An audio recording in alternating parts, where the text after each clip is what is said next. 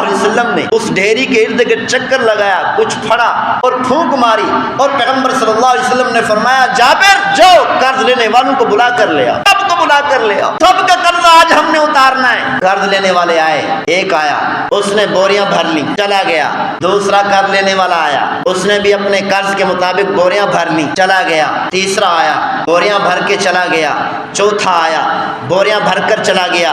جابر رضی اللہ عنہ فرماتے میں دیکھ رہا تھا اور حیران کھڑا تھا، یہ ڈھیری تو اتنی تھی، اتنی چھوٹی تھی، یہ کھجوریں اتنے کم تھی کہ ایک قرض لینے والے کے قرض کی ادائیگی بھی مشکل تھی کہ پیغمبر صلی اللہ علیہ وسلم نے کھڑے ہو کر اسی ڈھیری کے ذریعہ سے تمام قرض لینے والوں کی قرض کی ادائیگی کر دی۔ حضرت جابر رضی اللہ تعالیٰ عنہ فرماتے کہ ایک مرتبہ میں نے یہودیوں کا بہت زیادہ قرض دینا تھا، بہت سے لوگوں کا قرض دینا، خاص طور پر یہودیوں کا۔ اس سال میرے باغ سے کھجوریں اتری لیکن کھجوریں بہت کم تھیں، قرضے کی ادائیگی مشکل تھی، اور قرض لینے والے مجھے تنگ کر رہے تھے، بار بار کہہ رہے تھے کہ قرضہ ادا کرو، اور قرض لینے والے جب یہ دیکھیں کہ اس کے پاس اناج ہی نہیں ہوا، جس فصل سے امید تھی قرض کی ادائیگی کی وہ فصل ہی نہیں ہوئی، تو قرض لینے والے زیادہ پریشان کرنے لگ جاتے ہیں۔ جابر رضی اللہ تعالیٰ عنہ پیغمبر صلی اللہ علیہ وسلم کی خدمت میں حاضر ہوئے، آ کر عرض کی یا رسول اللہ اس سال میرا کھجوروں کا باغ ہے، کھجوریں بہت کم اتری ہیں، فصل بہت کم ہوئی ہے، یا رسول اللہ میرے ساتھ چلیں، جو قرض لینے والے ہیں یہودی ہیں ان سے جا کر آپ فرما دیں، سفارش کر دیں کہ مجھے ایک سال کی مہلت دے دیں، آئندہ سال قرض ادا کر۔ پیغمبر صلی اللہ علیہ وسلم نے فرمایا مجھے یہودیوں کے پاس نہ لے چلو، کھڑے ہوئے فرمایا مجھے اپنی کھجوروں کی ڈھیریوں کے پاس لے۔ جابر رضی اللہ عنہ فرماتے ہیں کہ پیغمبر صلی اللہ علیہ وسلم کھجوروں کی ڈھیری کے پاس کھڑے ہوئے، وہ ڈھیری چھوٹی سی تھی کہ ایک قرض لینے والے کی قرض کی ادائیگی بھی مشکل تھی۔ پیغمبر صلی اللہ علیہ وسلم نے اس ڈھیری کے ارد گرد چکر لگایا، کچھ پھڑا اور پھونک ماری، اور پیغمبر صلی اللہ علیہ وسلم نے فرمایا جابر جاؤ قرض لینے والوں کو بلا کر لے آؤ، سب کو بلا کر لے آؤ، سب کا قرض آج ہم نے اتارنا ہے۔ قرض لینے والے آئے، ایک آیا اس نے بوریاں بھر لی چلا گیا، دوسرا قرض لینے والا آیا اس نے بھی اپنے قرض کے مطابق بوریاں بھر لی چلا گیا، تیسرا آیا بوریاں بھر کے چلا گیا، چوتھا آیا بوریاں بھر کر چلا گیا۔ جابر رضی اللہ عنہ فرماتے میں دیکھ رہا تھا اور حیران کھڑا تھا کہ یہ ڈھیری تو اتنی تھی، اتنی چھوٹی تھی، یہ کھجوریں اتنے کم تھیں کہ ایک قرض لینے والے کے قرض کی ادائیگی بھی مشکل تھی کہ پیغمبر صلی اللہ علیہ وسلم نے کھڑے ہو کر اسی ڈھیری کے ذریعہ سے تمام قرض لینے والوں کی قرض کی ادائیگی کر دی۔ حضرت ابو ہریرہ رضی اللہ عنہ فرماتے ہیں میں دیکھ رہا تھا، میں نے عرض کی یا رسول اللہ، حضرت ابو ہریرہ رضی اللہ تعالیٰ عنہ موقع کو چھوڑتے نہیں تھے، ہر وقت پیغمبر کے ساتھ ہوتے تھے، کوئی خاص موقع نہیں چھوڑتے تھے۔ ابو ہریرہ رضی اللہ عنہ نے دیکھا ان کو کھجوروں کی لالچ نہیں تھی اور نہ ہی کھانے کی لالچ تھی، بلکہ اس بات کی لالچ تھی کہ یہ کھجوریں عام کھجوریں نہیں، پیغمبر صلی اللہ علیہ وسلم کی پھونک کی برکت سے یہ تو خاص بن گئی ہیں، یہ تو برکت والی بن گئی ہیں۔ عرض کی یا رسول اللہ تھوڑی سی کھجوریں مجھے بھی عطا فرما دیں۔ ابو ہریرہ رضی اللہ عنہ فرماتے ہیں تھوڑی سی کھجوریں پیغمبر صلی اللہ علیہ وسلم نے مجھے بھی عطا کر دیں، میں نے وہ کھجوریں اپنی تھیلی میں ڈال دیں، چھوٹی سی تھیلی، پھر جیب میں ڈال لی۔ ابو ہریرہ رضی اللہ عنہ فرماتے ہیں اس تھیلی کے اندر سے کھجوریں نکال کر جب بھی بھوک لگتی میں کھاتا رہتا، لوگوں میں تقسیم کرتا تھا۔ ابو ہریرہ رضی اللہ عنہ فرماتے ہیں پیغمبر صلی اللہ علیہ وسلم کا وصال مبارک ہوا، ابو بکر رضی اللہ عنہ کا زمانہ آیا، پورا زمانہ کھاتا رہا، لوگوں میں تقسیم کرتا رہا، ختم نہیں ہوئی۔ عمر رضی اللہ عنہ کا زمانہ آیا، پورا ان کا زمانہ خود بھی کھاتا رہا، لوگوں کو صدقہ کرتا رہا، لوگوں میں تقسیم کرتا رہا، ختم نہیں ہوئی۔ عثمان غنی رضی اللہ عنہ کا زمانہ آیا، پورا ان کا زمانہ کھاتا رہا، لوگوں میں تقسیم کرتا رہا، ختم نہیں ہوئی۔ ابو ہریرہ رضی اللہ عنہ فرماتے ہیں اس چھوٹی سی تھیلی سے میں نے 200 من تقریباً کھجوریں صدقہ کر دی، کھجوریں ختم ہونے کا نام نہیں لے رہے۔ لیکن فرماتے ہیں جب عثمان غنی رضی اللہ عنہ کو شہید کیا گیا، شہادت کے وقت میں افراتفری میں وہ تھیلی مجھ سے گم ہو گئی۔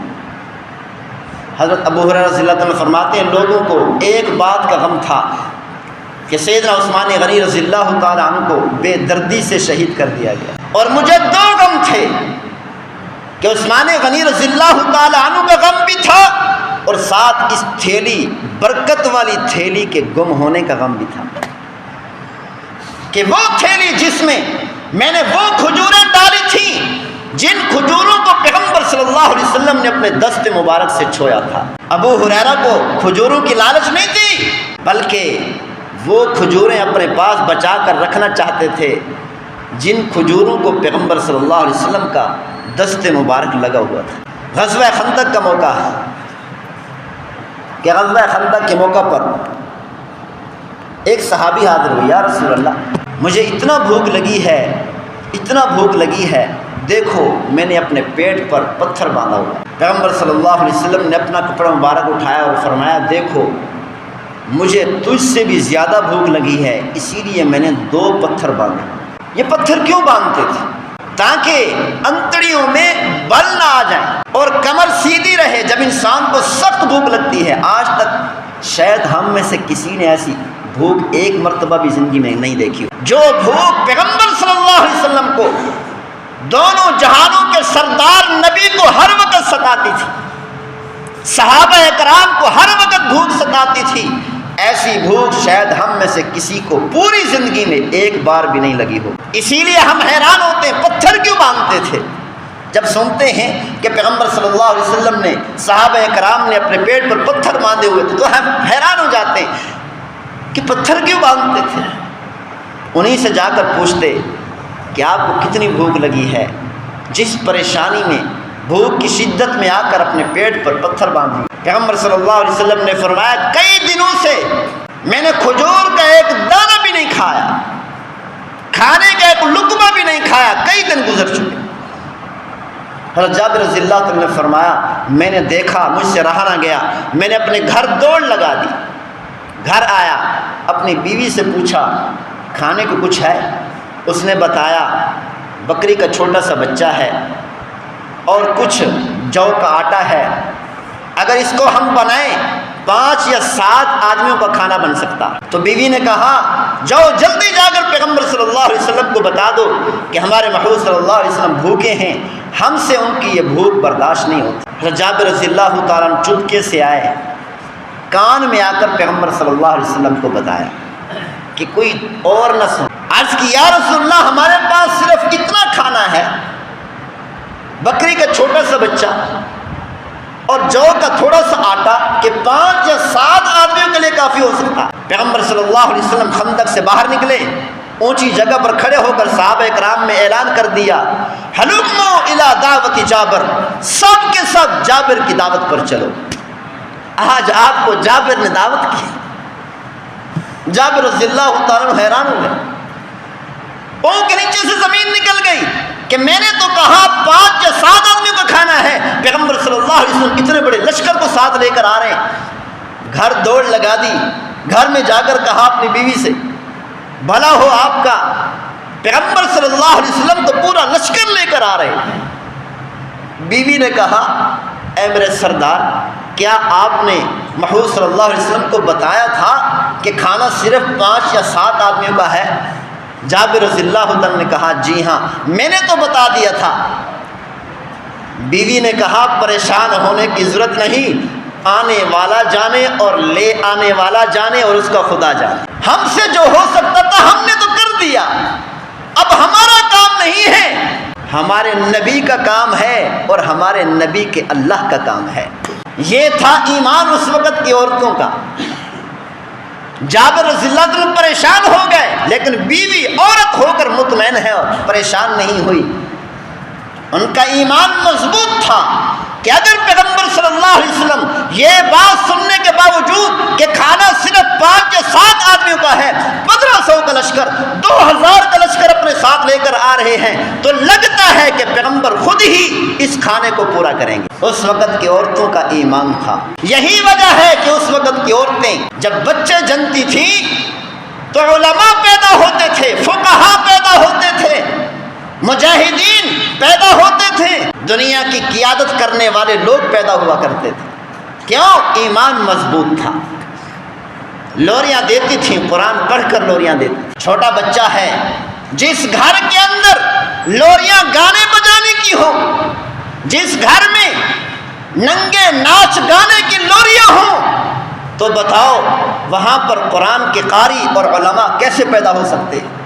اس گھر سے فقہا کیسے پیدا ہو سکتے ہیں؟ اس گھر سے دنیا کی قیادت کرنے والے قائدین کیسے پیدا ہو سکتے ہیں؟ مجاہدین کیسے پیدا ہو سکتے ہیں؟ آج ہم نہیں سوچتے موبائل لے کر گانے سن رہا ہوں اس کا اثر کس پر پڑے گا؟ ہم یہ سوچتے ہیں صرف مجھے گناہ ہو رہا ہے، اس کا برا اثر صرف میری ذات پر پڑے گا۔ نہیں، یہ گناہ ایسا گندا گناہ ہے کہ اس کا برا اثر دیکھنے والے پر بھی پڑے گا اور اس کی آنے والی نسلوں پر بھی پڑے گا۔ تو پیغمبر صلی اللہ علیہ وسلم 2000 کے لشکر کو لے کر جابر کے گھر پہنچ گئے۔ پیغمبر صلی اللہ علیہ وسلم نے فرمایا جب تک میں نہ کہوں ہانڈی کو نیچے نہیں اتارنا، آٹا گوندھ کر رکھ دینا ہے، پکانا شروع نہیں کرنا۔ پیغمبر صلی اللہ علیہ وسلم تشریف لائے، آ کر کچھ پڑھا اور اپنا لعاب دہن گوندے ہوئے آٹے کے اندر ڈالا، ہانڈی کے اندر ڈالا اور فرمایا اب پکانا شروع کرو اور تقسیم کرنا شروع کر دو۔ جابر رضی اللہ عنہ نے فرمایا کہ وہ 1500 کا لشکر تھا یا 2000 کا لشکر تھا، صحابہ کرام کے پورے لشکر نے پیٹ بھر کر کھانا کھایا، نہ تو ہانڈی کے اندر میں کمی آئی اور نہ ہی آٹے کے اندر کمی آئی۔ ہانڈی کا گوشت بھی ویسے پڑا تھا اور وہ آٹا بھی ویسے کا ویسے پڑا۔